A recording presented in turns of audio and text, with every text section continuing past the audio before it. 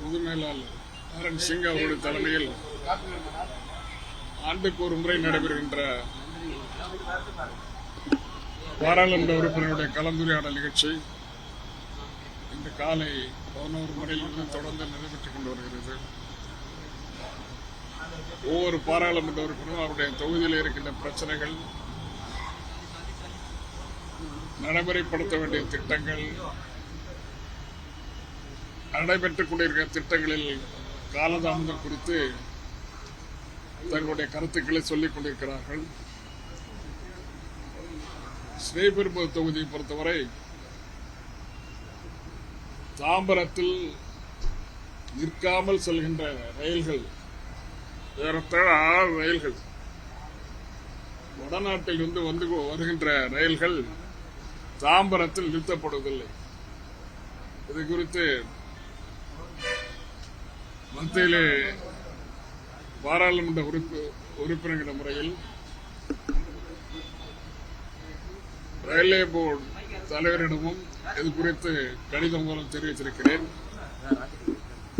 இன்றைக்கு பொது மேலாளர் அவர்கள் தலைமையில் நடைபெற்ற கூட்டத்திலும் தாம்பரம் ஒரு முனையமாக இருந்தாலும் தாம்பரம் முனையத்தில் நிறுத்தப்படாமல் புவனேஸ்வர் புதுச்சேரி, புவனேஸ்வர் ராமேஸ்வரம், பனாரஸ் ராமேஸ்வரம், நியூடெல்லி புதுச்சேரி, பிலாஸ்பூர் ராமேஸ்வரம், அயோத்தியா ராமேஸ்வரம் ஆகிய ரயில்கள் இருமருங்கிலும் நிற்பதில்லை. இது குறித்து உடனடியாக நடவடிக்கை எடுத்து இந்த ரயில்கள் நிறுத்தப்பட வேண்டும் என்று சொல்லியிருக்கிறேன். அது மட்டுமல்ல, அம்பத்தூர் ரயில் நிலையத்தில் நிறுத்த வேண்டிய Yelagiri express, Garudadri express, Tirupati express, Kovai SF express, Brindavan express, Bangalore mail, Yercaud SF express, CSMT MAS SF mail ஆகிய வண்டிகள் இருமருங்கிலும் நிறுத்தப்படுவதில்லை. ஆகவே இந்த வண்டிகள் அனைத்தும் அம்பத்தூர் ரயில் நிலையத்தில் நிறுத்தப்பட்டு ஒரு நிமிடமாக நின்று செல்ல வேண்டும் என்று கோரிக்கை விடுக்கப்பட்டிருக்கிறது. அதேபோல பல மேம்பாலங்கள், அதேபோல் அண்டர் பாசஸ் எல்லாம் எங்களுடைய தொகுதியில் பல இடங்களில் போடப்பட வேண்டியது இன்னும் நீண்ட காலமாக ஏறத்தாழ 5-6 ஆண்டுகளாக கிடப்பில் போடப்பட்டிருக்கின்ற திட்டங்கள் எல்லாம் எடுத்துக் கொள்ளப்பட வேண்டும் என்று எல்லா திட்டங்கள் குறித்தும் சொல்லியிருக்கிறேன். உங்களுக்கு இந்த பத்திரிகை செய்தியாகவும் கொடுத்திருக்கிறேன். ஆக இப்படிப்பட்ட நிலையில் தென்னிந்திய ரயில்வே சுணக்கம் காட்டியிருப்பதை எடுத்து கூறியும் இனிமேல் இந்த சுணக்கம் இல்லாமல் இந்த பணிகள் எல்லாம் நடைபெற வேண்டும் என்றும் சொல்லியிருக்கிறோம். அது மட்டுமல்ல,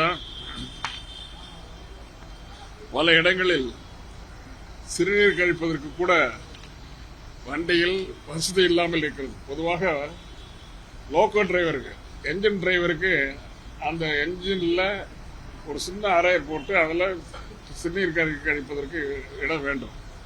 அது மாதிரி ஏன் செய்யலைன்னு சொல்லி சீரியஸா சொல்லியிருக்கோம். அதுக்கு உரிய ஏற்பாடுகளை ரயில்வே துறை ஆராய்ந்து கொண்டிருக்கிறது என்று சொல்லியிருக்கிறார்கள். இது மனிதாபிமானமற்ற செயல் ஆக உடனடியாக செய்ய வேண்டும் என்று குறிப்பிடப்பட்டிருக்கிறது. இதுவரை பல செய்திகளை அவங்கள்ட்ட பேசியிருக்கணும். உங்கள்கிட்ட கடிதம், உங்கள்கிட்ட அந்த விளக்கம் அந்த அறிக்கையிலேயே கொடுத்திருக்க பார்த்தேன். ரயில்வே பாதுகாப்பு அறிக்கையில வந்தே பாரத் போன ஒரு மாடு வந்தா மிகப்பெரிய ஒரு விபத்து ஏற்படுற அளவுக்கு இருக்கு. அந்த என்ஜின் கனம் வெயிட் இல்லாம இருக்கு, பயணிகள் என்ஜின் அளவுக்கு இல்லாத அளவுக்கு இருக்கு, பெரிய விபத்து ஏற்படக்கூடிய நிலையில் இருக்கு அப்படின்றது ஒரு கடும் கண்டனமா அந்த அறிக்கையிலே தெரிவிச்சிருக்காங்க. எப்படி இப்படியான ஒரு நிலைப்பாட்டுல தனக்கு இல்ல, அது இப்போ வந்தே பாரத் முதல் முயற்சி, இது இந்தியாவில் முதல் முயற்சியா எடுத்து செஞ்சுட்டு இருக்காங்க. பல விஷயங்கள் இது பாராட்டப்பட வேண்டியிருக்கு. குறித்த நேரத்தில் போகுது, பயணிகள் வசதியாக போறாங்க. சில குறைபாடுகள் இருக்குது. இந்த ஆண்டு தான் அது துவங்கப்பட்டிருக்கிறது. இந்த குறைபாடுகளை நிவர்த்தி செய்யப்படும் என்று ரயில்வே அமைச்சர் சொல்லியிருக்காரு எங்களுக்கு பதில்ல. இல்ல, இந்த விபத்துக்கெல்லாம் இது முதல் முறையா நடக்குது.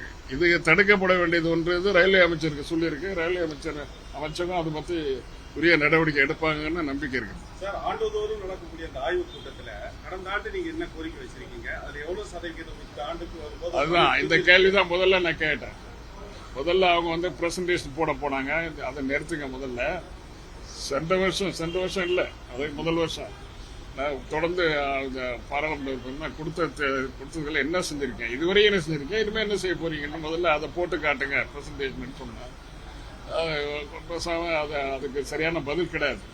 இது நீங்க கேட்கிற கேள்வி நியாயமான கேள்விதான். ஆனா இந்த முறை இது வந்து தொடர்ந்து இந்த கேட்கப்படுகின்ற கேள்விகளுக்கெல்லாம் நியாயமா பதில் சொல்றதுக்கு அவங்க தயாரா இருப்பாங்கன்னு.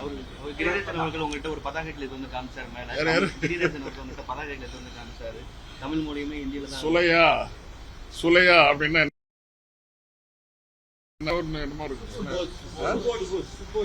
சுபோத் அப்படி, அது சாப்பாட்டார சுபோத் அப்படின்னு அதை முதல்ல காட்டணும். அது மாதிரி இதெல்லாம் இப்படி இருக்கு. உங்க அறைக்கு முன்னால இந்த பில்டிங் சுத்தி இது மாதிரி இந்தியே தமிழ்ல போட்டிருக்காங்கல்ல, அது எப்படி அப்படின்னு கேட்டோம்.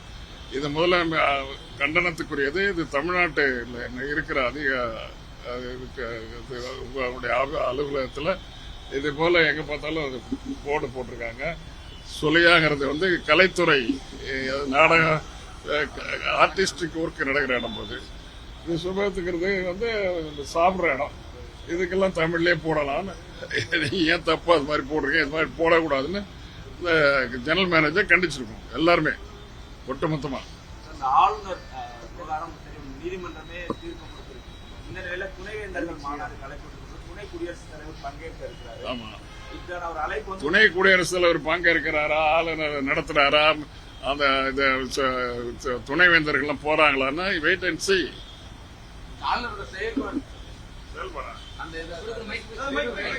இப்போ ஒரு அவசரமா ஒரு மாநாடு நடத்த வேண்டிய அவசியம் இல்லை. மீண்டும் தன்னிச்சை ஆளுநர் செயல்படுறாரு மாநில அரசு. உச்சநீதிமன்ற தீர்ப்பு கொடுத்ததுக்கு அப்புறமும் ஒரு துணைவேந்தர்கள் மாநாட வந்து யாரும் சுய நினைவோடு இருக்கிறவங்க, நியாயமா சிந்திக்க கூடியவங்க அதை நிச்சயமா செய்ய மாட்டாங்க. இவ்வளவுதான் சொல்ல முடியும்.